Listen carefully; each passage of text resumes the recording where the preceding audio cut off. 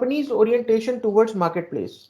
When we talk about company's orientation towards marketplace, it means how the concept of marketing has got evolved over a period of time. So let us see one by one. As you can see on the screen right now, we have production concept, product concept, sales concept, marketing concept, societal marketing concept, transactional marketing concept, relational marketing concept, and then holistic marketing concept. तो आइए देखते हैं, एक एक करके समझने की कोशिश करते हैं कि ये कंसेप्ट है क्या. सो सबसे पहले आता है हमारा production orientation concept. So as we can see on the screen, prior to the 1950s, the production orientation emerged. जब इंडस्ट्रियलाइजेशन चालू हुआ था, हर कोई कैपिटलिस्ट के पास में, जिसके पास पैसा था, उसने लैंड लेबर कैपिटल में पैसा लगाकर सबसे पहला फोकस किया कि प्रोडक्शन करना है, कुछ भी बनाना है. वो चाहे पेन बनाना हो, घड़ी बनाना हो, तेल बनाना है, साबुन बनाना है, कपड़े बनाना है, गाड़ियां बनाना है, खिलौने बनाना है, कुछ भी. क्योंकि उस टाइम पे लोगों के पास में ज्यादा ऑप्शंस नहीं थे, बहुत ही फ्यू मैन्युफैक्चरर्स हुआ करते थे और उन मैन्युफैक्चरर्स के भी प्राइसेस काफी हाई थे. तो उस टाइम पे जब ये इंडस्ट्रियलाइजेशन स्टार्ट हुआ, so the focus was given to the production, and that is why the name is given as production orientation. सबसे पहले कंपनीज ने जब अपना बिजनेस चालू किया, तो उनका जो बिजनेस था, the initial business of the company was focused on the production only. It means more weightage was given to the production rather than to the consumer needs and wants. When the consumer needs and wants were not kept in the focus, it means the companies were producing everything on the basis of their own whims and fancies, right? So production of commodities creates and is the one and universal cause which creates a market for the commodities produced. मतलब commodities को बनाना है और बनाना है, पूरा दिमाग में यही रखा कि किस तरीके से प्रोडक्शन करता रहना है, करते रहना है. और बस उसके लिए उन्होंने इकोनॉमीज ऑफ स्केल को अचीव करने के लिए उन्होंने प्रोडक्शन को बढ़ाया. Because you know that when you increase the volumes, you achieve the economies of scale, because you achieve the break even point. break even point वो पॉइंट होता है जहां पर आपका प्रॉफिट और लॉस, या जो आपका जो एक्सपेंसेस है, जो इन्वेस्टमेंट है, और जो आपकी अर्निंग्स है, वो एक्चुअल में बराबर हो जाती हैं, इक्वल हो जाती हैं. तो इस पॉइंट पे क्या होता है, बेसिकली आपका इकोनॉमीज ऑफ स्केल अचीव होता है.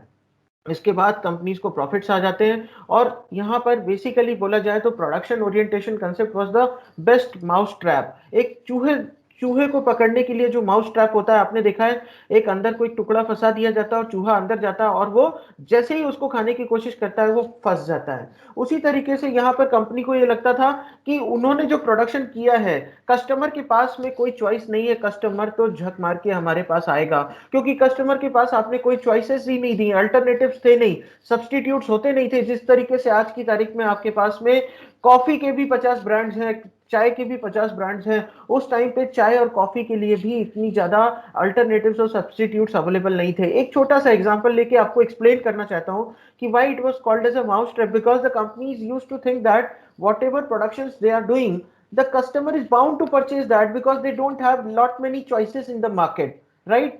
अभी एक एग्जांपल आपको और देना चाहूंगा. जब पहले कुत्ता काटता था, in case of dog bites, there used to be 14 injections which used to be administered by the doctors to the patient.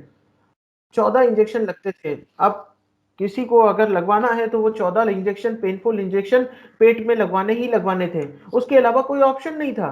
आज की तारीख में आपके पास में एक सिंगल डोज आ गई है रेबीपुर की, पहले उसके पहले 6 डोसेस थी. तो ये क्या प्रोडक्शन कंसेप्ट पे फोकस किस पे किया गया कि प्रोडक्ट को ही केवल बनाना है और उसको प्रोडक्शन इतना करना है कि हर किसी कस्टमर तक मार्केट में फैल जाना है. So the inputs was the basically the raw material and the production, and then it was further processed, and then output, जो भी आउटपुट निकल रहा है, वो चाहे आपका तेल हो, मसाला हो, साबुन हो, कुछ भी हो, उसको आउटपुट को मार्केट में डंप करना है. ये प्रोडक्शन ओरिएंटेशन कंसेप्ट था. Okay, so this concept has just focused on the production. Now let's move ahead. Now in case of product orientation, अब कंपनीज को यहाँ पर एक चीज समझ में आई कि अगर केवल प्रोडक्शन पे फोकस किया तो कस्टमर उनका प्रोडक्ट कभी नहीं खरीदेगा. एक टाइम के बाद ऐसा आ गया कि मार्केट सैचुरेट होने लगी. There was a time when it was observed by the customers that the market is no longer giving them any good or viable alternative to the existing brands or existing products. So that was the time when market has started to become saturated, because there was no new demand which was coming from the market end. When the demand was not observed, when the new demand was not coming, so the company had started shifting their focus from the production to the product. So अभी यहाँ पर क्या हुआ, basically they have started giving more attention to the attributes of the product. अगर वो mixer grinder बना रहे थे तो पहले मिक्सर ग्राइंडर में उन्होंने कस्टमर की जरूरतों को ध्यान में नहीं रखा, लेकिन अब मिक्सर ग्राइंडर बनाते वक्त इन्होंने क्या किया, इन्होंने उसके एट्रीब्यूट्स को बढ़ा दिया. उन्होंने मिक्सर ग्राइंडर के साथ जूसर भी लगा दिया. उनको ये लगता था कि अभी एक ही मिक्सर ग्राइंडर है, एक ही प्रोडक्ट है, इसका मल्टीपल यूज कैसे क्रिएट किया जा सकता है, प्रोडक्ट के एट्रीब्यूट्स को बढ़ा दो तो उस तरीके से मार्केट में वापस से आप अपनी प्रेजेंस बना सकते हैं, वापस से आप आपकी सेल जो डाउन हो गई है उसको इंक्रीज कर सकते हैं. So during this particular era the focus was given to the attributes of the product, but less attention was given to the consumer needs and wants. And because the consumers were not in the center point of the decision and center point of the strategy, whatever the product was manufactured, after some time again the saturation was observed in the market, because the market has got so much saturated with such similar products that the customer was not having enough choices with him or with her to get some alternative or best substitute of that particular existing products. So this orientation was popular during 1950s and 1960s. Management focuses on developing the high quality products which can be sold at a very right price. Insufficient attention to what is called as customers was given, because the customer needs and wants were not being put on the center point and the customer's needs and wants were not considered. Therefore the concept got failed miserably after some time. So product orientation assumes a developing or closed economy where few if any choices are available. Very few choices were given to the customers, like for example telephones. So very few companies were manufacturing the telephones with some additional benefits as compared to the production concept, wherein the focus was only given to achieving the economies of scale. Here you are focusing on the features of the product, but again the features were incorporated from the perspective of the capitalist or the producers, not from the perspective of the consumers. So whatever features were incorporated in the existing product lines, those features may not be very suitable. They were not be suitable for the existing customers at that time. So that was the reason why product concept again got failed. Now the companies have started focusing on the sales part. They were knowing कि market में already product बहुत dump हो चुका है, अब हमें पैसा चाहिए आगे बढ़ने के लिए, और मार्केट में जो प्रोडक्ट डंप हो गया है उसको सेल करने के लिए आपको जब तक प्रेशर नहीं लगाएंगे तब तक वो प्रोडक्ट सेल नहीं होगा. तो उन्होंने क्या किया, एक स्ट्रैटेजी अडॉप्ट की जिसको बोला गया सेल्स ओरिएंटेशन. अब यहाँ पे क्या किया गया, एक टीम बनाई गई, एक ऐसे एग्रेसिव और स्ट्रॉन्ग और पावरफुल लोगों की जिनको लोगों को कन्विंस करना आता था, जिनको ट्रेनिंग दी गई कि किस तरीके से अपने प्रोडक्ट को मार्केट में बेचना है, क्योंकि प्रोडक्ट ऑलरेडी मार्केट में डम था, कंपनीज के पास में एक नया पैसा नहीं आ रहा था. Because the new funds were not coming to the companies were really very much panicked and anxious about the future of the companies, because no new profits were coming, the sales were also declining. So companies had started focusing on the sales part. So these sales managers were doing aggressive sales in the market, irrespective of the fact that whether the customer demands that product or not. They were going door to door, they were selling from other means. The ultimate objective was to just sell the product. Product को ठिकाने लगाना, बोलते हैं ना माल खिसका दो. मिठाई की दुकान में त्योहार के टाइम पे बहुत भीड़ होती है, बम्पर भीड़ होती है, लेकिन जिस टाइम पे बम्पर भीड़ है उस टाइम पे मिठाई वाला क्या सोचता है, जितना मैंने स्टॉक बनाया है उसको ज्यादा से ज्यादा स्टॉक को निकाल दो, क्योंकि इस स्टॉक को अगर रखा तो अगले 3-4 दिन छुट्टी पड़ने वाली है और फिर कोई कस्टमर आके हमारी दुकान में नहीं एंटर करेगा. तो जितना भी है ये फेस्टिवल पीरियड में स्टॉक निकालने की कोशिश करते हैं लोग. तो ये एक तरीके का माइंडसेट होता है एक मिठाई की दुकान वाले का. सेम अगर आप एक जूते की दुकान में जाते हैं, जूते चप्पलों की दुकान में, आप देखेंगे कि एक फेस्टिवल के टाइम पे they offer you huge discounts because they want to just get out of that particular old stock. They want to get the new stock, and for the new stock they have to just sell the existing or the old stock. So simply क्या किया गया, यहाँ पर sales orientation में companies ने अपना जो focus था वो एग्जिस्टिंग प्रोडक्ट पे किया, बट उसको प्रमोट करने पे किया. Sales promotion, discount offers, loyalty coupons, ये सारे कूपन्स तब तक नहीं थे, लेकिन कंपनी ने क्या किया, डिस्काउंट देकर किसी ना किसी तरीके से प्रमोट करके, एडवर्टीजमेंट करा के, कंज्यूमर को पुश करके प्रोडक्ट को सेल करा. Selling orientation of marketing became popular after the untapped demand following the world war two. एक बार वर्ल्ड वॉर हो गई, वर्ल्ड वॉर टू के बाद हुआ क्या, अब बहुत लॉस हो चुका था पूरे वर्ल्ड को, इकोनॉमीज पूरी निगेटिव डाउन हो चुकी थी, वर्ल्ड वाज ब्लीडिंग. और ये टाइम ऐसा था कि कुछ इकोनॉमीज को रिसरेक्ट करने के लिए ये सबसे पोटेंशियल अपॉर्चुनिटी थी. यहां पर कंपनीज ने क्या किया कि जो भी प्रोडक्ट था उनका मार्केट में जो सैचुरेट हो गया था, उसको सेल करना उनके लिए डिफिकल्ट हो रहा था, क्योंकि वर्ल्ड वॉर टू के बाद इकोनॉमीज ऑलरेडी डाउन पे थी, लोगों की जॉब्स चली गई थी, लोगों के पास में पैसा नहीं था. तो उन्होंने क्या किया कि किस तरीके से प्रोडक्ट को सस्ते दाम में बेचो ताकि अपना कुछ ना कुछ पैसा उनको मिल पाए. So the companies have started shifting their focus from the product to the selling part, so that whatever the existing stock was there lying saturated in the market, that could be sold to the customers. So initial point, if you look at it in the screen, the initial point of sales orientation was the existing production which was taking place at that point of time, and the main focus was given to the existing produce, whatever the produce or the products were there, and then they had measured the overall performance of this sales through the advertisement and promotion, and the target was profit through high revenue. They wanted to sell the product at a very large volume by giving them some small discounts and offers, but if you produce in volumes, ultimately your cost will get reduced. So the target was to achieve high profits to large amount of sales by generating the high revenues. So this was the main objective or the main goal during the sales orientation phase. Until now, is the point clear to everyone? Is the Yes, point sir. clear to everyone?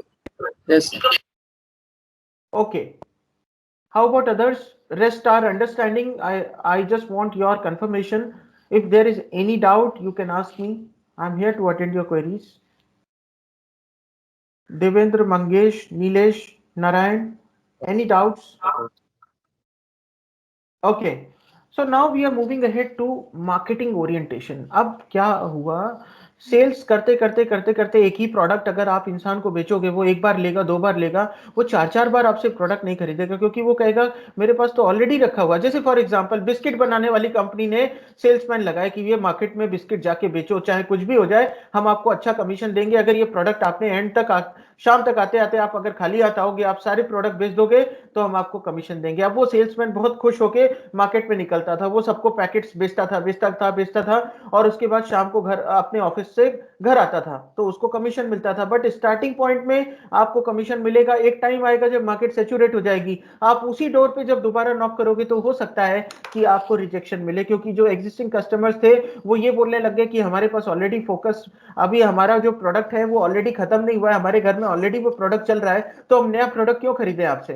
तो तब company को समझ में आया कि sales एक point तक ही उनको सपोर्ट कर सकती है. अब कंपनीज को जब ये रियलाइज होने लगा, now the companies have started realizing that the time has come wherein we should shift our focus from selling to something else.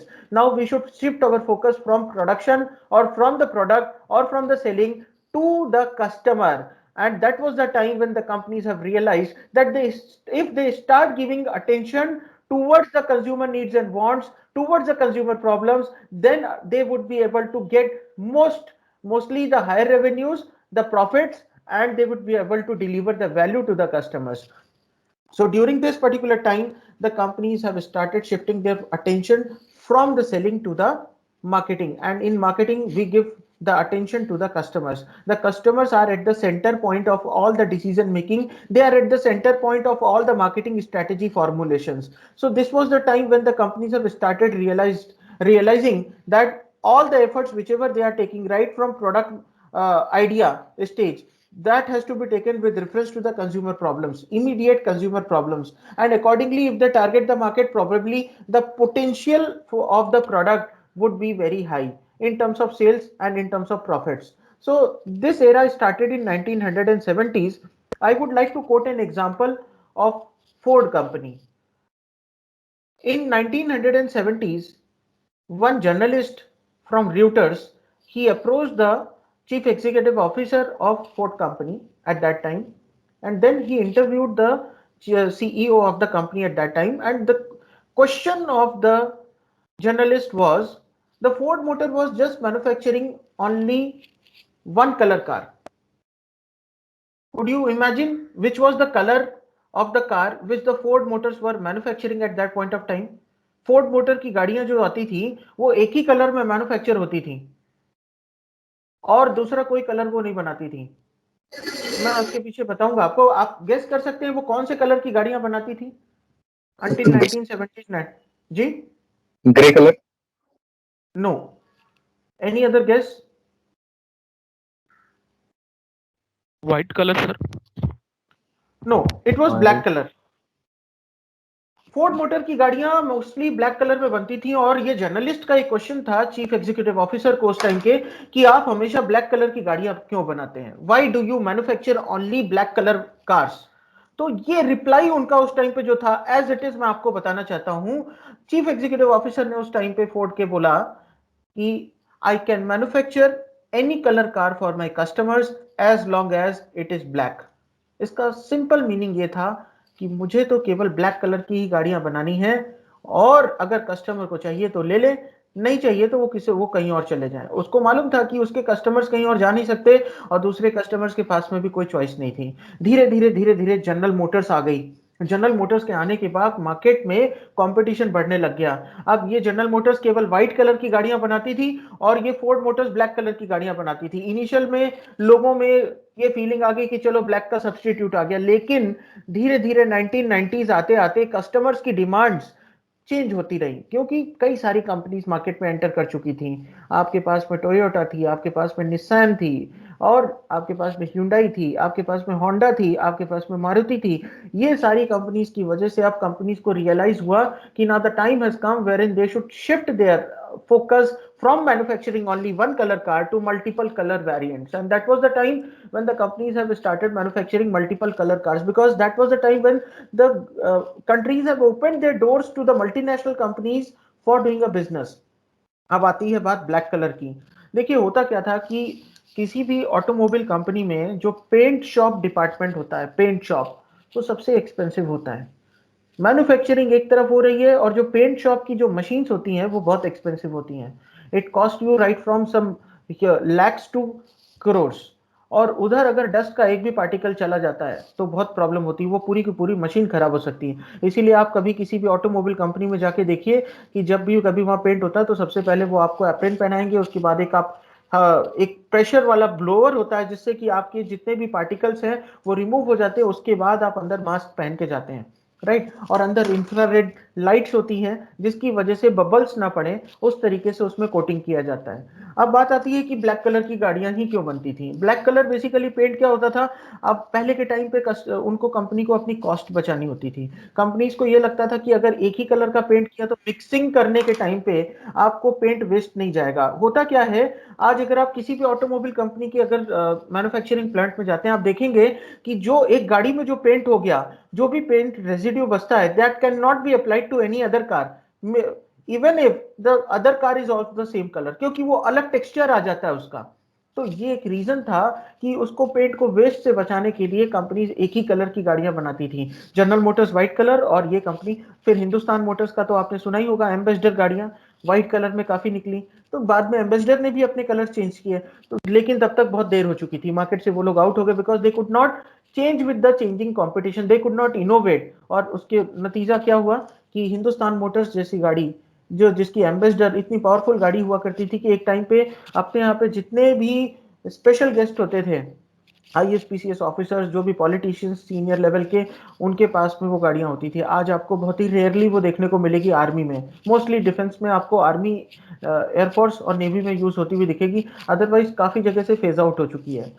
अब बात करते हैं HMT वॉचेस की। HMT वॉचेस भी इसीलिए इनोवेट नहीं कर पाए क्योंकि उन्होंने केवल फोकस दो ही चीजों पे किया कि वो जो बना रहे हैं उसको ही बनाते रहेंगे और उसको ही सेल करते रहेंगे। वो मार्केटिंग कंसेप्ट के हिसाब से अपने आप को इनोवेट नहीं कर पाए। लेकिन टाटा ने टाइटन की जो रेंज निकाली उसमें उन्होंने क्या किया, उन्होंने देखा कि ये जो वर्किंग वुमेन्स होती हैं, इनके लिए अगर एक घड़ी ऐसी निकाल दी जाए, वर्किंग वुमेन जो 35 से 45 ईयर्स की रेंज की हैं, उनको भी अगर एक स्टाइलिश वॉच प्रोवाइड कर दी जाए जिसमें कि उनको उनका स्टेटस सिंबल भी एक रिफ्लेक्ट होगा और साथ ही साथ उनको पहन के उसमें प्राउड भी फील होगा, तो उन्होंने टाइटन रागा की एक रेंज निकाली। The price range of Titan Raga was starting from 5000 onwards to 15,000 rupees. ज्यादा महंगी भी नहीं थी कि ये वर्किंग वुमेन सपोर्ट ना कर पाए और ज्यादा सस्ती भी नहीं थी, क्योंकि उन्होंने रेंज एक ऐसी सेलेक्ट की, इसकी वजह से टाइटन रागा काफी फेमस हो गया। उन्होंने कस्टमर को ध्यान में रखते हुए टाइटन रागा की रेंज निकाली। इसके बाद टाटा ने क्या किया, उन्होंने टाइटन की एक न्यू रेंज निकाली जो जो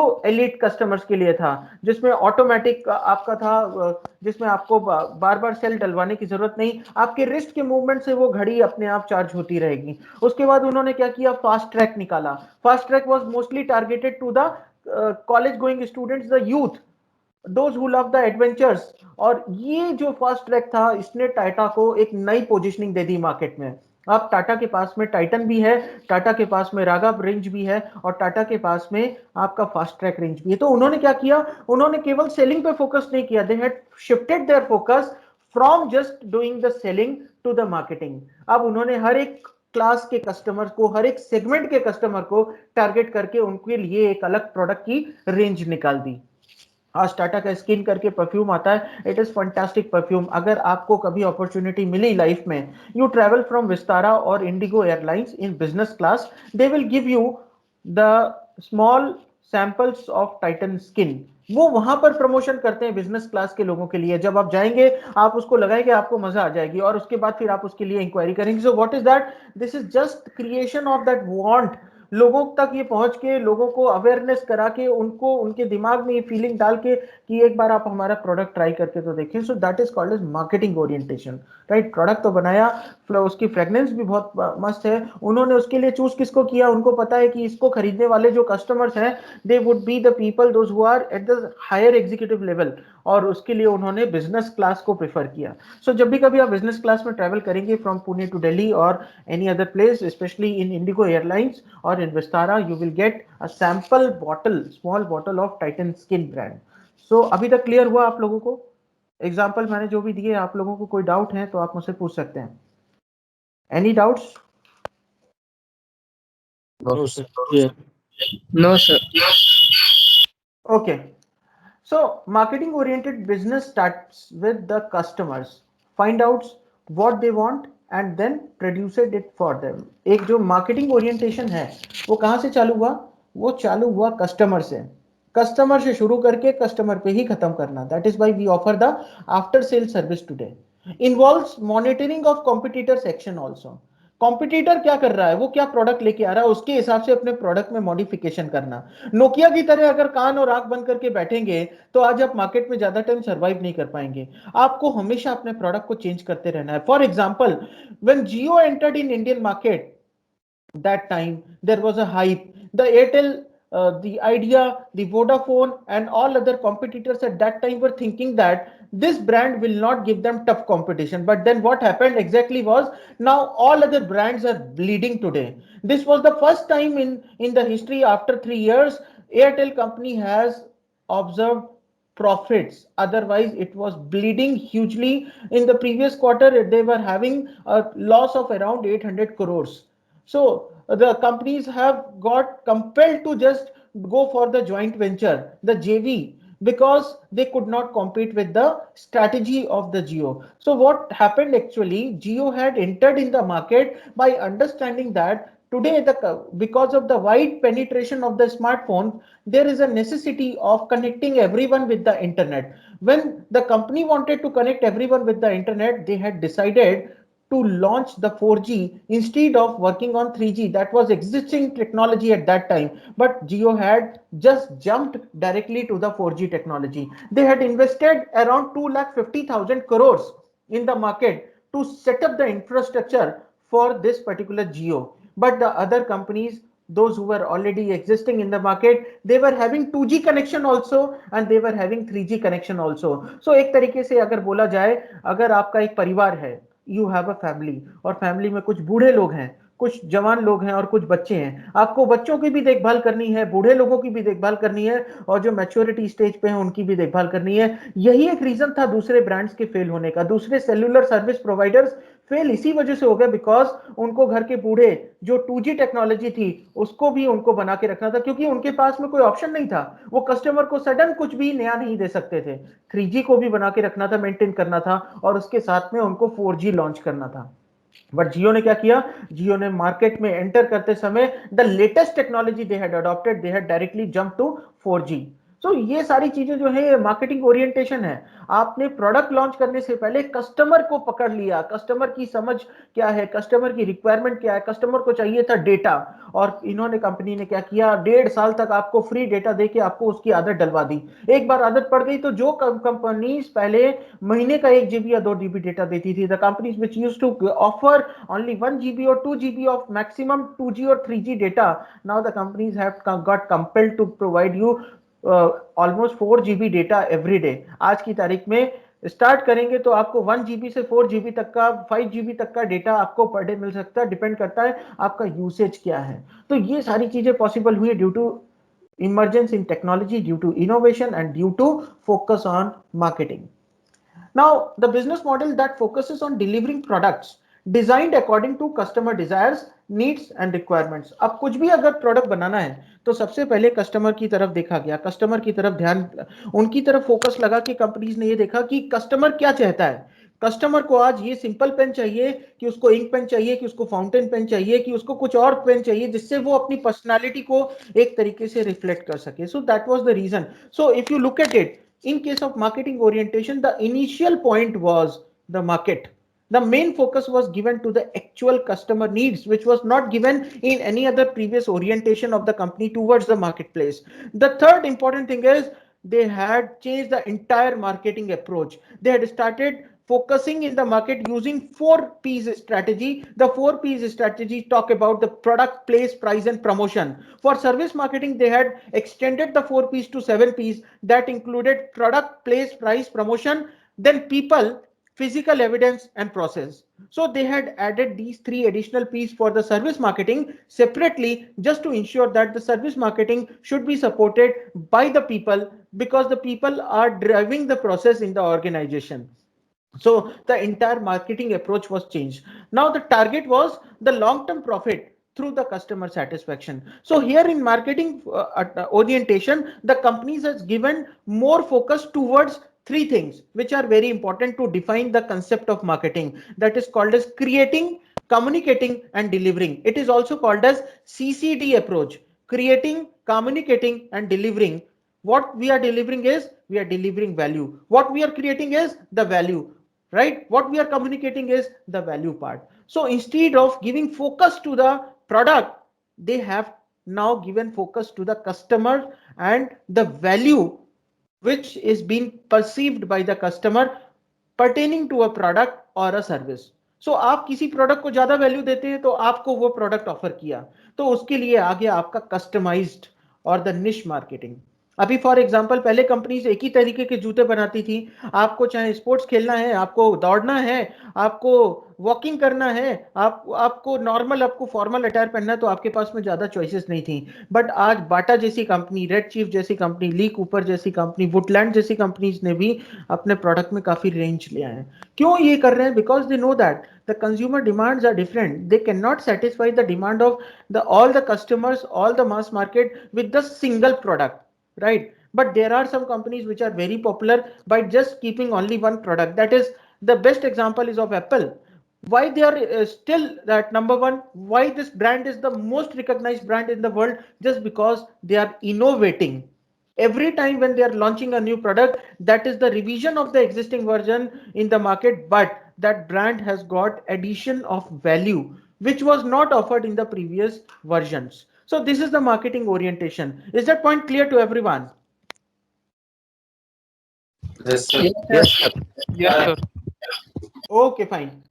Yes, sir. So now moving ahead, now we are coming to an era of societal orientation. अब क्या हुआ? मार्केटिंग एक हद तक ही हेल्प करती है। आपने सभी की जरूरतों को ध्यान में रख के प्रोडक्ट बना दिए।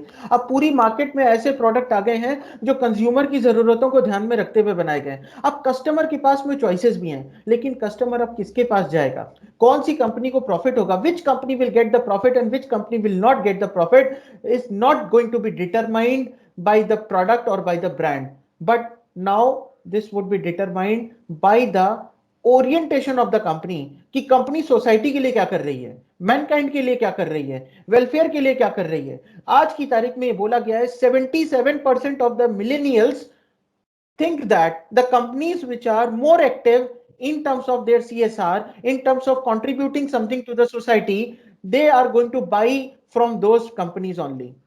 While 66% of the other generation people believe that कि अगर कोई भी कंपनी जो सोसाइटल मार्केटिंग कर रही, मतलब सोसाइटी के लिए प्रोडक्ट बना रही, सोसाइटी के वेलफेयर को ध्यान में रखते हुए काम कर रही है, उसी कंपनी से आपको प्रोडक्ट खरीदना है। आज टाटा नमक जो है वो कॉमन सॉल्ट बना रहा है, वही है सोडियम क्लोराइड NaCl, दूसरी कंपनीज भी बना रही हैं, लेकिन टाटा नमक के लिए लोगों का जो ट्रस्ट है वो क्यों ज्यादा है, बिकॉज ऑफ सोसाइटल ओरिएंटेशन।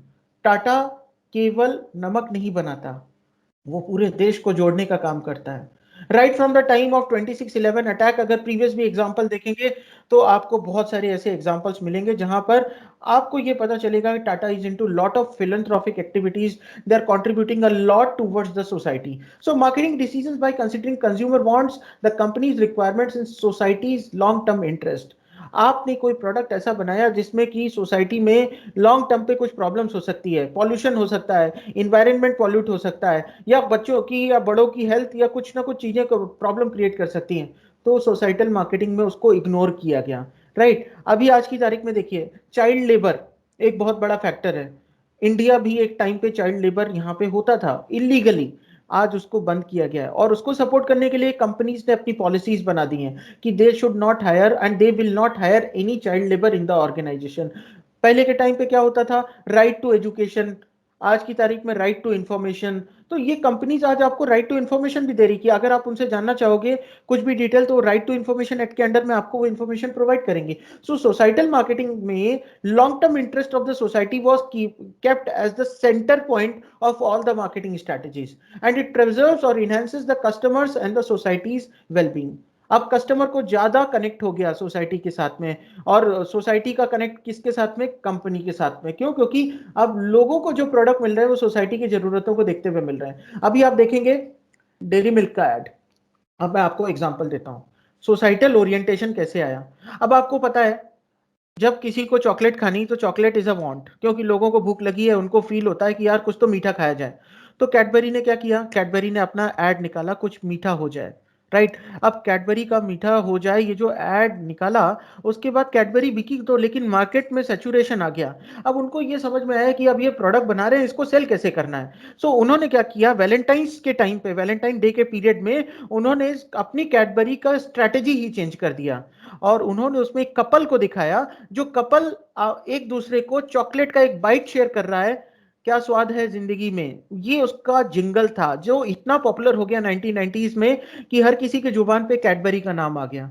अब धीरे धीरे कैडबरी को समझ में आ गया कि यूथ को तो टारगेट कर लिया। एक सेम कैडबरी थी जिसके उन्होंने यूसेज के सिचुएशंस बढ़ा दिए, लोगों को ये बताया कि अभी आप ये कैडबरी खा रहे हैं तो आप गिफ्ट भी कर सकते हैं, तो लोगों ने गिफ्ट करना चालू कर दिया। और उस टाइम पे उन्होंने जो कंसेप्ट निकाला that was Cadbury celebrations. Cadbury celebrations का मतलब क्या, अभी आपकी सोसाइटी ले लीजिए, अगर त्योहार का टाइम है, फेस्टिवल का टाइम है, आज आप क्या सोचते हैं कि चलो कुछ मीठा लेके जाते हैं। अभी इतना एडल्ट्रेशन हो गया है कि आपको ट्रस्ट नहीं, तो आप क्या सोचते हैं कि चलो पैक कुछ लेते हैं। So Cadbury has become the first choice, तो उन्होंने उसका टैगलाइन भी वही दिया, कैडबरी सेलिब्रेशंस। सेलिब्रेशंस का मतलब ये सेलिब्रेट करते रहिए कैडबरी के साथ में। कोका कोला ने भी अपना एड चेंज कर दिया। कोका कोला ने क्या किया, कोका कोला लेके आया Coca Cola celebrations. Rural marketing के लिए उन्होंने स्ट्रेटेजी रखी, ठंडा मतलब Coca Cola, because they are not competing with the Pepsi at that point of time. They were competing with the local नींबू वाला, लोकल चाय वाला एंड लोकल ड्रिंक्स मैन्युफैक्चरर। क्यों? उनको मालूम है गांव के लोग यही पीते हैं, पना वाला, चाय वाला, कुल्फी वाला, तो उन्होंने एक सब्स्टिट्यूट के लिए कि 5 रुपए आप वहां पे चाय के लिए खर्च करते हैं, 5 रुपए में आपको कोका कोला मिलेगा. That was the strategy wherein Amir Khan was introduced and endorsed as the brand ambassador for that strategy. तो सोसाइटल मार्केटिंग में आपने क्या किया, एक सोसाइटी को, एक कम्युनिटी को ध्यान में रखते हुए आपने एक प्रोडक्ट लॉन्च कर दिया. आपने सबको फोकस नहीं किया, आपने कम्युनिटी को फोकस किया और उस कम्युनिटी के ऊपर आपने लॉन्ग टर्म इंटरेस्ट को देखते हुए वो प्रोडक्ट आज आपका सक्सेसफुल है. Is that point clear to everyone? Yes, sir. Yes, Yes. Okay. sir, I got. हाँ जी, कुछ डाउट है किसी को, कोई questions? No questions. Okay.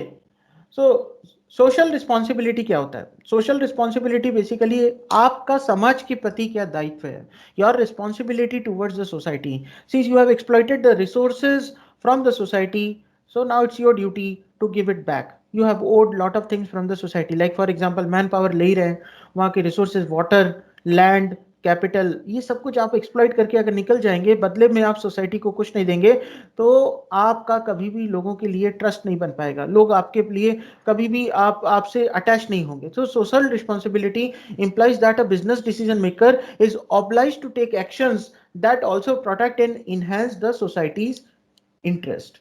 Society के इंटरेस्ट को ध्यान में रखते हुए सोसाइटल मार्केटिंग की गई, राइट? इसका मतलब ये नहीं कि सोसाइटी चाय पी लो, इसका मतलब ये कि जो भी प्रोडक्ट लॉन्च कर रहे हो उसका देखो रेमिफिकेशंस क्या है सोसाइटी को लेकर, सोसाइटी में उसका कोई यूसेज है क्या, लॉन्ग टर्म में उसका कोई बेनिफिट है क्या. That is what we talk about. So जब हम सोसाइटल मार्केटिंग की बात करते हैं तो यहाँ पर 3 इंपॉर्टेंट थिंग्स है, there are 3 important things. First is society, society itself, human welfare. आप वहां के लोगों में ह्यूमन वेलफेयर को किस तरीके से आगे प्रमोट करेंगे. फॉर एग्जाम्पल, अगर आप सिटी में आते हैं, आप सिटी में पुणे में जाइए, अभी तो कोरोना का इलाज चल रहा है. Before that this company was just going to just all the rural parts of the Pune with the doctors in that specialized van, और डॉक्टर्स वहां जाके जो रूरल पार्ट्स थे पुणे के, वहां जाके वुमेन्स का फ्री में चेकअप कर रहे थे. वो अपने प्रोडक्ट को बेचने नहीं जा रहे थे. उनका मानना ये था कि अगर वो इस तरीके से करेंगे तो लोगों में एक ट्रस्ट डेवलप होगा, और उसका काफी इफेक्ट हुआ. आज अगर आप सिटी में जाते हैं पेट एरिया में, तो कुछ जगह पे आपको कुछ कंपनीज की स्पॉन्सर्ड मूवेबल टॉयलेट्स मिलेंगे, क्योंकि सिटी में टॉयलेट्स की बहुत ज्यादा एक कमी थी पहले. तो उन्होंने मूवेबल टॉयलेट उन एरियाज में इंस्टॉल करके रखी है, वैन है जहां पर आप जा सकते हैं. तो ये क्या है, society is taking into consideration, और यहाँ पर आपने ह्यूमन वेलफेयर को ध्यान में रखा है. आपके दिमाग में चलता है कि अगर ह्यूमन वेलफेयर पे फोकस किया तो लोग ज्यादा आप पे ट्रस्ट करेंगे, लोग आपसे ज्यादा अटैच हो पाएंगे. दूसरा क्या है, कंपनीज प्रॉफिट्स. अब आपको अपने प्रॉफिट को बढ़ाना है, तो आप कैसे बढ़ाएंगे? जब आप सोसाइटी से कनेक्ट हो जाएंगे तो लोग ऑटोमेटिकली आपको जानने लग जाएंगे. जब जानने लग जाएंगे, ट्रस्ट डेवलप होगा, तो आपको एडवर्टीजमेंट करने की जरूरत नहीं, वो आपके कंपनी को प्रॉफिट को बढ़ाएंगे, क्योंकि वो ज्यादा से ज्यादा आप ही के प्रोडक्ट को प्रीफर करेंगे. The third important thing is consumers. उनके वांट और उनके सेटिस्फेक्शन को भी ध्यान में रखना है. सोसाइटी के अंदर लोग रहते हैं, अगर लोगों की जरूरत के हिसाब से अगर आपने काम किया तो सोसाइटल मार्केटिंग है, राइट? अभी ओशियन प्लास्टिक का मैंने एग्जांपल लिया आपको, सबसे बड़ा एक हैवॉक है. कितने कितने tons of, metric tons of plastic हर साल डंप कर दिया जाता है ओशियंस में, और इसकी वजह से जो एक्वेटिक लाइफ है वो काफी ज्यादा डिस्टर्ब हो रही है. अभी पाया गया है कि 60% of the aquatic life have started eating the plastic because they have started considering them as a part of the food chain. और उसकी वजह से क्या हो रहा है, आप जो भी फिश खा रहे हैं आपके भी पेट में वो प्लास्टिक जा रहा है. तो यहाँ पे कंपनी ने क्या किया, इसको कैसे रिमूव करना है या कम करना है, उन्होंने प्लास्टिक जो ओशियन से निकली है उससे प्रोडक्ट बनाना चालू कर दिए.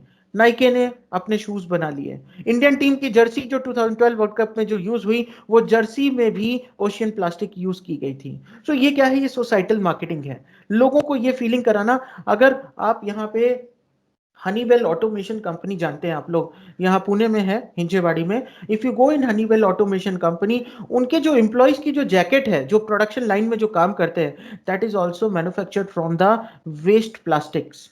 और ये जापान की कंपनी बनाती है, और वो कंपनी बना के उनको यहाँ पर एक्सपोर्ट करती है. सो that is societal marketing. Company वो जर्सी क्यों पहन के दिखाना चाहती है लोगों को, वो दिखा रही है कि they are contributing towards the environment. by supporting the environment, by reducing all such kind of pollutions. So ये एक सोसाइटल मार्केटिंग है, लोग कनेक्ट होते हैं, लोगों के दिमाग में एक फीलिंग आती है कि यार ये कंपनी अच्छा सोच रही है तो इसके इंटेंशन कभी रॉन्ग नहीं हो सकते. Is that clear to everyone? Yes, sir. Okay, so let us now move ahead. Transactional marketing orientation versus the relational marketing orientation. अभी जो इसके सोसाइटी के बाद जो आया that was a transactional marketing. Transactional marketing क्या कहता है? लोगों से एक्सचेंज करो और बस बात खत्म. अब आपने यहाँ पे पिक्चर देखी, on my left hand side you can see this particular picture, जिसपे आपने देखा कि ट्रांजेक्शन हो रहा है, एक तरफ प्रोडक्ट दे रहा है सेलर बायर को और दोनों के मुंह बने हुए हैं, क्योंकि अंदर से कोई किसी के लिए फील नहीं कर रहा. आया, पैसा दिया, खरीदा और निकल गया. रिलेशनल मार्केटिंग, ये जो लेटेस्ट अप्रोच है, इसमें क्या लोगों से, कस्टमर से एक अच्छा पॉजिटिव रिलेशन बनाने पे फोकस किया गया. आज जब अगर मारुति के नेक्सा के शोरूम में जाते हैं तो वो सबसे पहले आपको बैठाएंगे, आपको इमीडिएटली कैफे कॉफी डे, वहां पे उन्होंने टाई अप किया हुआ है ऑल ओवर इंडिया में, जितने भी नेक्सा के चेन्स हैं वो आपको सबसे पहले कॉफी सर्व करेंगे अगर आप कॉफी लेते हैं तो, अदरवाइज वो आपको फ्रूट जूस देंगे. उसके बाद अगर आपके साथ कोई बच्चा आया है तो उसको बोलेंगे जाके प्ले स्टेशन में खेलो बेटा. जब तक वो बच्चा आपका प्ले स्टेशन में खेल रहा है तब तक आप डील कर सकते हैं, तब तक आप बात कर सकते हैं कि आपको क्या इन्वेस्ट करना है. उसके साथ साथ कंपनी क्या करती है, कंपनी को पता है कि जो कार खरीदने वाला आया है उसमें कुछ गरीब हो सकते हैं, कुछ मिडिल क्लास के हो सकते हैं और कुछ रिच क्लास के हो सकते हैं, तो लोगों को एम्बेरसमेंट होता है. तो इसके लिए इन्होंने क्या किया, एक सेपरेट रूम्स बनाए शोरूम के अंदर. That is a part of relational marketing. क्या करते हैं ये लोग, एक बार चाय पानी हो जाता है तो वो कस्टमर को लेके जाते हैं रूम के अंदर और वहां पर उससे पूछते हैं कि आपका कितना इन्वेस्टमेंट है. वो ये नहीं पूछते कि तुम्हारी जेब में कितना पैसा है, वो ये पूछते हैं कि how much investment you can make. Investment की जब बात करते हैं तो कस्टमर खुल के बोलता है कि मेरे पास 50,000 रुपए कैश हैं, तो वो उसको बताता है कि अगर आपके पास 50,000 रुपए कैश है, आपको कौन सी गाड़ी देखनी है, तो वो सब गाड़ियों को दिखाएगा, सबके फीचर्स कंपेयर करवाएगा और सबका आपको बताएगा कि इसका इतना ईएमआई बैठेगा. सो that is a example of relational marketing. So relational marketing में फोकस किस पे किया गया, अपने आपस की जो कॉर्डियल रिलेशन है इसको कितना स्ट्रांग किया जाए, क्योंकि जब ये बॉन्डिंग स्ट्रांग होगी तो कस्टमर को बार बार बुलाने की जरूरत नहीं पड़ेगी, कस्टमर खुद हर बार खींचा चला आएगा आपकी तरफ. सो that is an example of relational marketing. So transactional based marketing was just focusing only on the product and the transaction and delivering value, but this relational marketing has focused on maintaining cordial relation. और यहां पर आ गया emotional intelligence. आज आप कोई भी गाड़ी खरीदने जाते हैं, आज आप कोई भी सामान खरीदने जाते हैं, अगर वो एक्सपेंसिव है, आपके साथ में घर की कोई लेडी गई है, बड़ी है, मम्मी गई है, बहन गई है, तो पापा मम्मी गए हैं, तो जो मैनेजर है वो सबसे ज्यादा फोकस किसके ऊपर करेगा, जो डिसीजन मेकर है फैमिली का, जो इन्फ्लुएंसर है, और उसको इंप्रेस करने की कोशिश करेगा, बिकॉज उसको पता है कि अगर उसको इंप्रेस कर दिया तो पूरी family will definitely bound to listen to that person, right. So ये होता है relational marketing. Is that point clear now? Okay, now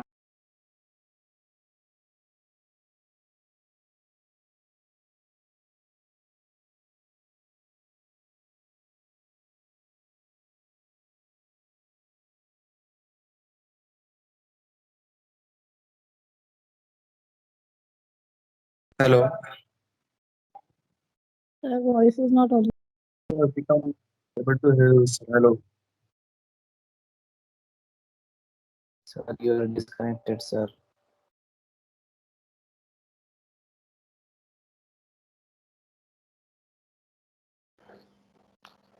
there was an internet connectivity issue, sorry for that. I hope I am connected.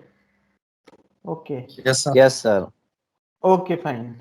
So as you look at it, time orientation. So transactional marketing focuses only on transaction. Until the time the transaction is not taking place, the marketer will pay attention.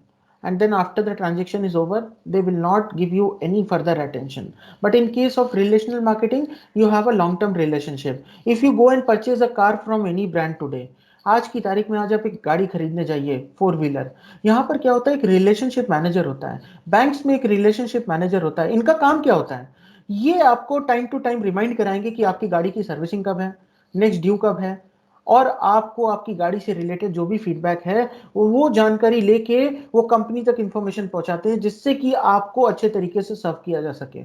अब अगर ये उस company को छोड़ के जाते हैं तो इनको प्रॉपर चार्ज हैंडओवर करके जाना होता है। सो नेक्स्ट टाइम जब आप कंपनी को कांटेक्ट करेंगे तो जो दूसरा पर्सन होगा जिसके पास में ये गाड़ी का चार्ज गया होगा, that person will talk to you.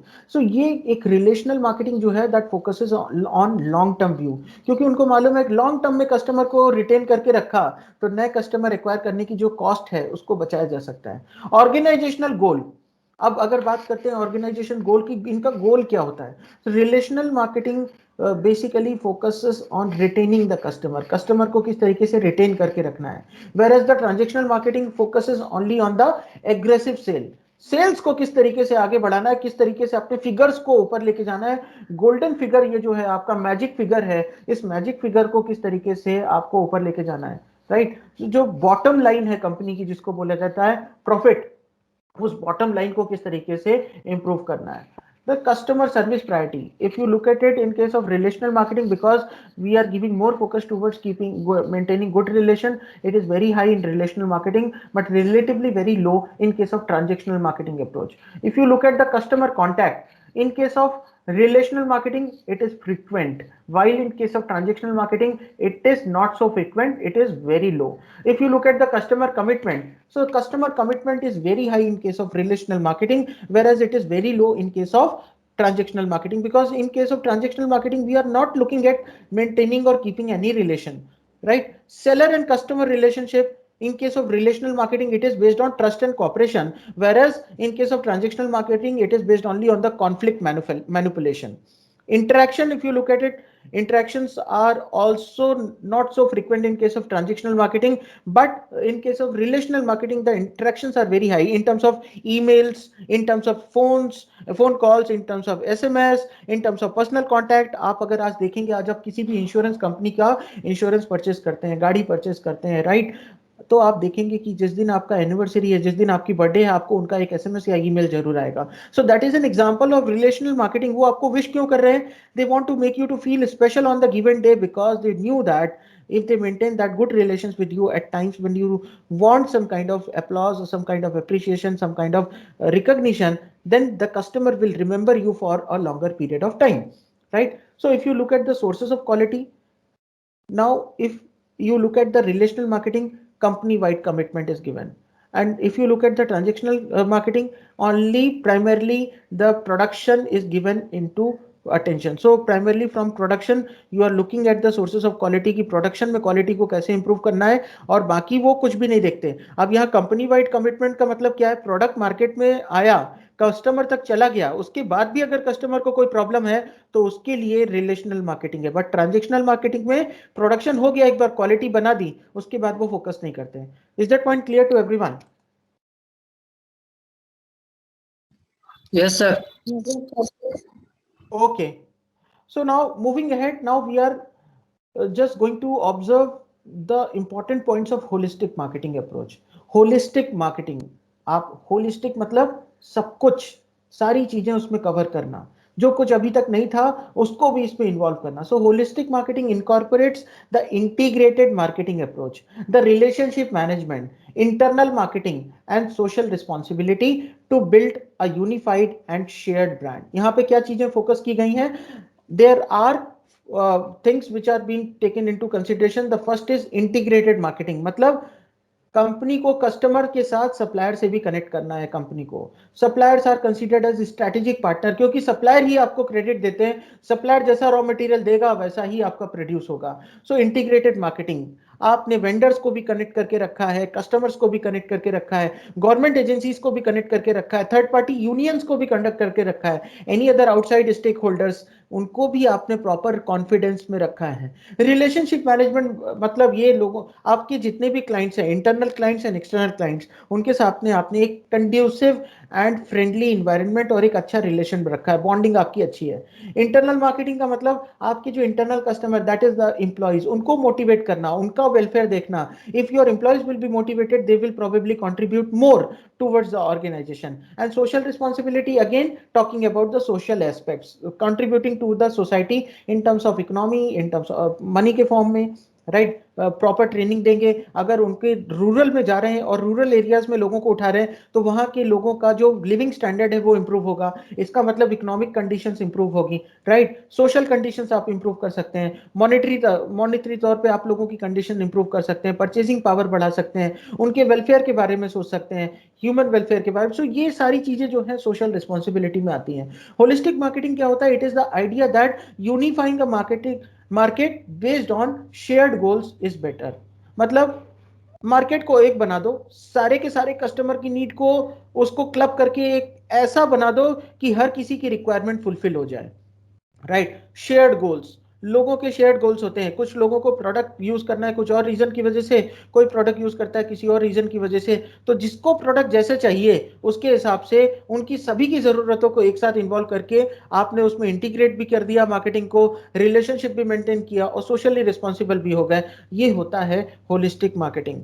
Holistic marketing काफी पावरफुल है और आज जो भी मार्केटिंग प्रैक्टिस की जा रही हैं वो होलिस्टिक मार्केटिंग के ऊपर बेस्ड है। Today's marketing practices are entirely based on holistic marketing approach because it just not talk about the social responsibility, it also gives equal attention towards the integrated marketing, the relationship management and the internal marketing approach. So now let's talk about the holistic marketing. So holistic marketing is often considered to include the four components: relationship, integrated marketing, internal marketing and socially responsible marketing. The focus is on putting forward a vision and brand that is meaningful to customers across the entire market. आप वो brand को अगर use करते हैं या आप उस brand को लगा के जा रहे हैं, आप उसका एडिडास की अगर टी शर्ट पहने तो आपको अंदर से एक प्राउड फील होता है कि यार मैं तो एडिडास की टी शर्ट पहने। आप रॉयल्स रॉयस चला रहे हैं, आप मर्सिडीज चला रहे हैं, आपको एक अंदर से फील आता है कि यार मैं तो मर्सिडीज चला रहा हूँ, क्योंकि मर्सिडीज केवल एक लोगो नहीं है। मर्सिडीज एक ऐसा ब्रांड है जिसको यूज करने के बाद, जिसका इस्तेमाल करने के बाद लोगों को अपने आप में एक प्राइड फील होती है कि उनको लगता है कि यार मैं लोगों से अलग हटके हूं। तो होलिस्टिक मार्केटिंग यही है कि लोगों की जरूरतों को देखा। कुछ लोगों को प्रेस्टीज के लिए चाहिए रहता है प्रोडक्ट, कुछ लोगों को अपनी जरूरतों को पूरा करने के लिए चाहिए रहता है, कुछ लोगों को कुछ अलग हटके चाहिए रहता है। तो सब कुछ निकाल के उन्होंने मर्सिडीज का ये ब्रांड बना दिया और ये ब्रांड आज इतना स्ट्रांग है कि हर कोई लग्जरी कार कंपनी वहां तक जल्दी जल्दी पहुंच नहीं पाती। आज आपने देखा कई ऐसे लग्जरी ब्रांड कंपनीज हैं, फेरारी, बुगाटी, लैम्बोर्गिनी, इनका कभी ऐड नहीं आता क्योंकि ये लोग हमेशा जानते हैं कि उनके कस्टमर जो है वो टीवी ऐड नहीं देखते बैठेंगे, वो कहीं किसी बड़े 5 स्टार होटल में प्लानिंग कर रहे होंगे अपने बिजनेस को एक्सपैंड करने के लिए, और उसके लिए उनको टीवी एडवर्टीजमेंट देने के बजाय उन लोगों को डायरेक्ट अप्रोच करना चाहिए। इसलिए आपको कभी उन चीजों का ऐड नहीं दिखता, right. So that is called as holistic marketing. Is that point clear to everyone? Yes, sir. Yes, sir. Any doubts so far? Any questions so far? No, sir. Okay, thank you. So if you look at the holistic marketing through this flow chart and diagram, I would like to explain you the concept once again. So in internal marketing, you have a marketing department. आप उसको motivate करते हैं, आप उसको बताते हैं कि किस तरीके से आपको अपना सब कुछ देने के लिए पहले आप किस तरीके से आपकी ट्रेनिंग जरूरी है। उनका वेलफेयर देखते हैं आप। अगर आप उनका वेलफेयर ध्यान में नहीं रखेंगे तो वो कभी भी मोटिवेटेड फील नहीं करेंगे, उनको ये लगेगा कि कंपनी हमेशा हमसे काम करवाती। फ्लिपकार्ट का एग्जांपल मैंने आपको बताया था। They are very much concerned about the welfare of their employees. Continuous उनको ट्रेनिंग होती है, उनका इंप्रूवमेंट होता है, उनको करियर ग्रोथ दिखाया जाता है कि आज आप यहाँ पर हैं तो कल कहाँ पहुँच सकते हैं। उसके बाद उनका वेलफेयर देखा जाता है, किसी को फाइनेंस चाहिए, कुछ को एडवांस चाहिए, किसी को घर में प्रॉब्लम हो गई है वो भी देखते हैं। मेडिकली उनका प्रॉपर ट्रीटमेंट, उनका जो चेकअप वगैरह है, साल में एक बार चेकअप भी उनका करवाते हैं। इसके साथ साथ कंपनी ये भी देखती है कि अगर कोई अच्छा परफॉर्मर है तो उसको employee of the month, employee of the year बना के उसको किस तरीके से प्रमोट किया जाए, कैसे रिकॉग्निशन देना है, उसको कई बार फॉरेन ट्रिप भी देते हैं। तो ये सारी चीजें जो है ये मार्केटिंग डिपार्टमेंट के लिए और एम्प्लॉयज के लिए क्यों कर रहे हैं वो, क्योंकि इंटरनली अगर लोग इसको एक स्ट्रॉन्ग ब्रांड मानेंगे तो आप एक्सटर्नली अच्छा परफॉर्म कर सकते हैं। फॉर एग्जांपल एक आईटी कंपनी है पुणे में जिसका ऑल ओवर इंडिया ब्रांचेस है, इसका नाम है कॉन्सेंट्रिक्स। नाम सुना है आप लोगों ने? कॉन्सेंट्रिक्स। Yes, sir. दे ओके, सो कॉन्सेंट्रिक्स क्या करता है, ये माइक्रोसॉफ्ट के प्रोडक्ट्स का सपोर्ट प्रोवाइड करता है। किसको?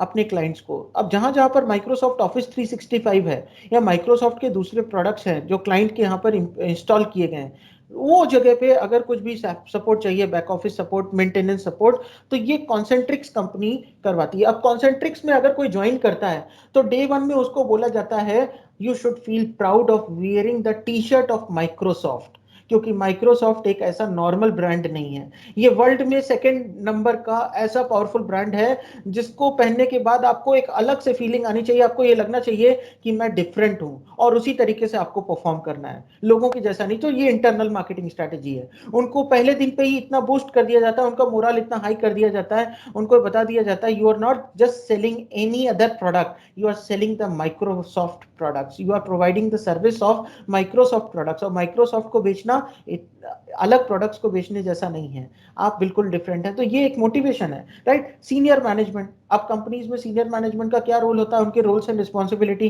क्लियर कर दी गए। जैसे फॉर एग्जांपल शॉपर स्टॉप पे क्या किया गया, देखा गया कि शॉपर स्टॉप की सेल डाउन हो रही थी 1990 से 2000 के बीच में, तो रहेजा ग्रुप का ये शॉपर स्टॉप है, इन्होंने क्या किया, इन्होंने काफी कुछ ट्रायल एंड एरर करके ये देखा कि किस तरीके से सेल को बढ़ाया जा सकता है। फाइनली उनको ये समझ में आया कि जो एम्प्लॉयज हैं उनको उनका करियर ग्रोथ नहीं समझ में आता, इसलिए कंपनी छोड़ के निकल जाते हैं, और उसकी वजह से वो मोटिवेटेड फील नहीं करते, उनको लगता है मेरा टेन्योर या कंपनी में ज्यादा नहीं है तो मैं क्यों अपना 100% दूं। तो उन्होंने क्या किया, उन्होंने ग्रुप्स बना दिए, junior kangaroo and senior kangaroo. Junior kangaroo मतलब वो lower middle customers, sorry the lower and middle segment को टारगेट करने वाले कस्टमर जिनको एक्सपीरियंस जो था 0 to 5 ईयर्स का एक्सपीरियंस था, ये 0 to 5 ईयर एक्सपीरियंस वाले जूनियर लेवल में आ गए, और इनको बोला गया कि आपको जो ट्रेनिंग दी जाएगी वो डिफरेंट होगी। सीनियर मैनेजमेंट का रोल बेसिकली क्या होता है, स्ट्रैटेजी फॉर्मुलेशन का होता है, तो सीनियर मैनेजमेंट को सीनियर कंगारू बोल दिया गया, और सीनियर कंगारू को एक डिफरेंट ट्रेनिंग दी गई।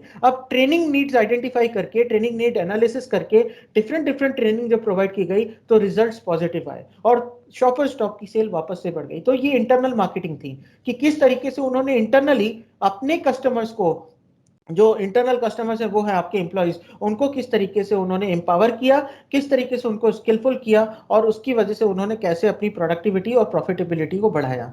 सो अदर डिपार्टमेंट्स में भी इसी तरीके से इंटरनल मार्केटिंग की जाती है। कई कंपनीज आज अपने ही प्रोडक्ट्स को एज अ गिफ्ट देती है। For example Johnson and Johnson, जब आपका वो दीपावली का फेस्टिवल होता है तो उस टाइम पे जॉनसन एंड जॉनसन का मुंबई का जो प्लांट है, दे offer the coupons as well as the gift hamper of Johnson and Johnson to all their blue collar workers। क्यों देते हैं उनको, उनको लगता है कि ये जॉनसन एंड जॉनसन इस्तेमाल भी करेंगे, और उसके बाद इस्तेमाल करने के बाद उनको प्राउड फील होगा कि हाँ मैं इस कंपनी में काम करता हूँ, कंपनी ने देखो मेरे घर के लिए ये प्रोडक्ट्स दिए हैं। पतंजलि आज यही कर रहा है कि वो अपने इंटरनल कस्टमर जो एम्प्लॉयज हैं उनको गिफ्ट हैम्पर के तौर पर वो अपने ही प्रोडक्ट्स देता है, राइट। सो ये आजकल एक नया तरीका हो गया जिसको बोलते हैं इंटरनल मार्केटिंग। और इसमें इसके साथ साथ आपका आता है इंटीग्रेटेड मार्केटिंग। यहाँ पर आप कम्युनिकेट कर रहे हैं आपके क्लाइंट्स के साथ में, सप्लायर्स के साथ में, वेंडर्स के साथ में, अदर एक्सटर्नल स्टेक होल्डर्स के साथ में, इंटरनल स्टेक होल्डर के साथ में, like customer, suppliers, money lenders, banks, labour unions, board of directors, इनके सबके साथ में आपका कम्युनिकेशन हो रहा है, राइट। आपने सभी को लूप में रखा है। देन प्रोडक्ट्स एंड सर्विसेज की इंफॉर्मेशन आप उनको देते हैं। चैनल्स मैनेज करते हैं, कई कंपनीज मल्टीपल चैनल पे काम करती है, distribution channel. For example insurance को सेल करने के लिए आपका direct marketing channel 0 level, right, वो और 1 level channel, while at the same time for some product there is 2 level और 3 level channel, मतलब उसमें इंटरमीडिएरीज आ गए। For example FMCG product, FMCG manufacturer से डायरेक्ट कस्टमर तक नहीं आता, वो जाएगा डिस्ट्रीब्यूटर के पास, जाएगा होलसेलर के पास में, जाएगा फिर रिटेलर, फिर स्टॉकिस्ट, और उसके बाद में वो एंड कस्टमर तक पहुंचता है। तो चैनल मैनेजमेंट आ जाता है इंटीग्रेटेड मार्केटिंग में। Then talking about the social responsibility, इसमें क्या आता है, एथिक्स। एथिक्स का बहुत इंपॉर्टेंट रोल है। अभी अगर आपको एडवर्टीजमेंट प्रमोशन भी करना है तो आपको उस हिसाब से करना है कि वो उससे सोसाइटी का या जो लॉ है उसके जो भी रूल्स एंड रेगुलेशन है उसको आप कहीं ना कहीं ब्रेक ना कर रहे हो। आपने अभी ऐड देखा होगा सीग्रम्स इंपीरियल ब्लू का, मेन विल बी मैन, वहां पर कहीं पर भी अल्कोहल का ऐड नहीं किया जाता। ध्यान दीजिएगा, वहां पर ऐड करने के लिए उन्होंने क्या दिखाया, एक मिडिल एजेड मैन को दिखाया जो एक एग्जीक्यूटिव क्लास में, जिसकी सैलरी भी बहुत ज्यादा नहीं, क्योंकि इंपीरियल ब्लू जो है उसका प्राइस ज्यादा नहीं है, लेकिन उन्होंने क्या किया, उन्होंने उसको टारगेट करने के लिए एक मिडिल एज का एक एग्जीक्यूटिव, वो लोगों को दिखाया जिनकी जिनकी सैलरी भी बहुत ज्यादा नहीं है और जो एक थोड़ा सा इंजॉयमेंट अपनी लाइफ में रखना चाहते हैं। तो उस एडवर्टीजमेंट में उन्होंने मेन विल बी मैन का ऐड दिया। एथिक्स को फॉलो करते हुए उन्होंने कितने अच्छे से सफाई से ये एडवर्टीजमेंट दिखा दिया आपको। सो ये एथिक्स का रोल है कि आप जो भी मार्केटिंग भी कर रहे हैं सोशली रिस्पॉन्सिबल मार्केटिंग होनी चाहिए, राइट। नेक्स्ट इज एनवायरनमेंट, आपको एनवायरनमेंट इश्यूज भी देखने चाहिए। अगर आप सोशल रिस्पॉन्सिबिलिटी की बात करते हैं, so legal, environment, ethics and community, these are the 4 pillars. आपको ये चारों एंगल पे देखना चाहिए, लीगल क्या कॉजेज हो सकते हैं, राइट, कम्युनिटी वाइज वो प्रोडक्ट एक्सेप्ट किया जाएगा कि नहीं किया जाएगा, राइट, उसके हिसाब से आपको प्रोडक्ट लॉन्च करने चाहिए।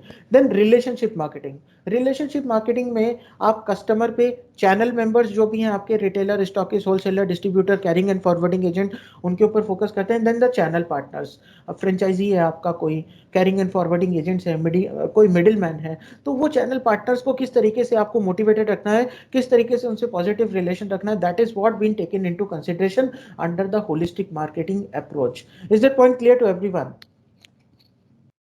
Yes, sir. Yes, sir. Okay, fine.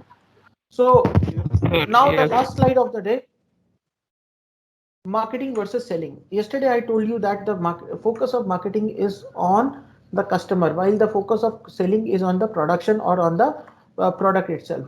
So if you see the comparison, marketing starts with the buyer and focuses on buyer's need. If you look at the selling part, selling starts with the seller and focuses on the seller's need. In case of marketing, it converts the customer needs into the products, while selling converts the product into cash. मतलब ये customer की need को ध्यान में रख के product बनाए जाते हैं मार्केटिंग में, वाइल सेलिंग में क्या होता है, प्रोडक्ट को केवल कैश में कन्वर्ट किया जाता है और इसके अलावा कुछ नहीं। So if you look at marketing, it views the business as a customer satisfying process. Marketing में कस्टमर को कैसे सेटिस्फाई करना है, ये प्रोसेस पे ध्यान दिया जाता है, वाइल सेलिंग में बिजनेस में जो भी गुड्स प्रोड्यूस कर रहे हैं उसको किस तरीके से सेल करना है, उसके प्रोसेस को ध्यान में दिया रखा जाता है। Selling views business as a goods producing process. If you look at marketing, consumer determines the price. Prices are not determined by the market. While in case of marketing, the prices are determined by the consumers, right? And price determine the cost. Customer कितने price में product खरीद सकता है, उस price को ध्यान में रख के उस प्रोडक्ट की कॉस्ट को एस्टिमेट किया जाता है थ्रू रिवर्स इंजीनियरिंग। सेलिंग में क्या होता है, the manufacturing cost determines the price, जो आपने अकाउंटिंग में पढ़ा होगा, selling price minus cost price equal to profit, ये सेलिंग कंसेप्ट है। मार्केटिंग कंसेप्ट क्या होता है, मार्केटिंग कस्टमर कंसेप्ट है, कस्टमर का एक परसेप्शन है कि ये प्रोडक्ट इतने ही प्राइस में खरीदना है, ये पेन 40 रुपए से ज्यादा का नहीं खरीदूंगा, तो कंपनी को पता है कि ऐसे सिमिलर पेन मार्केट में 40 रुपए से ज्यादा के नहीं बिक रहे, तो अपने प्रोडक्ट की कॉस्ट क्या होनी चाहिए, रिवर्स इंजीनियरिंग करके वो प्रोडक्ट के प्राइस को सेट करते हैं, कॉस्ट को सेट करते हैं। Is that clear to everyone? Yes, sir. So I'm on time. I finished today's topic. Is there any doubt? Now the session is open for your question and answers. Whatever queries you have, I am here to attend that. Please ask me your questions. Starting from Rutuja, Vinod, Kunal, Devendra, Sneha, Nikita, Monica, Sanket, Santosh, Hello. Chaitali, Simran, Hello, sir. Vinod. Yes, please. No, sir. Sir, can you please explain the term of reverse engineering? Reverse engineering क्या होता है, अभी recently आपको पता होगा कि battery operated cars renewable source है। अब बैटरी ऑपरेटेड कार्स इंडिया में उसका ज़्यादा अच्छा स्ट्रॉन्ग इंफ्रास्ट्रक्चर नहीं है, तो ये लोग क्या करते हैं, मैन्युफैक्चरर्स ये बाहर से गाड़ियां मंगवाते हैं, उसको पूरा डिसमेंटल करते हैं। डिसमेंटल करने के बाद उसके सभी पार्ट्स को देखते हैं कि ये कहाँ कहाँ पे क्या क्या पार्ट्स लगे हैं, और फिर उसको मैन्युफैक्चर करने की कोशिश करते हैं। रिवर्स इंजीनियरिंग भी कुछ इसी तरीके से, अगर मार्केट में देखा जाए तो मार्केट में आज एक प्रोडक्ट आने से पहले प्रोडक्ट का प्राइस एस्टिमेशन सबसे इंपॉर्टेंट होता है, क्योंकि कस्टमर अगर ये प्रोडक्ट उस प्राइस में लेगा तभी आप सक्सेसफुल होंगे उस प्रोडक्ट को बनाने के लिए।